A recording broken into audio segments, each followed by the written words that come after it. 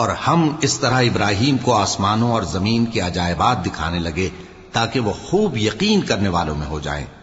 یعنی جب رات نے ان کو پردہ تاریکی سے ڈھانپ لیا تو آسمان میں ایک ستارہ نظر پڑا، کہنے لگے یہ میرا پروردگار ہے۔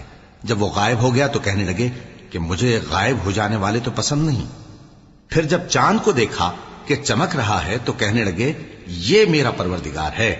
لیکن جب وہ بھی چھپ گیا تو بول اٹھے کہ اگر میرا پروردگار مجھے سیدھا رستہ نہیں دکھائے گا تو میں ان لوگوں میں ہو جاؤں گا جو بھٹک رہے ہیں۔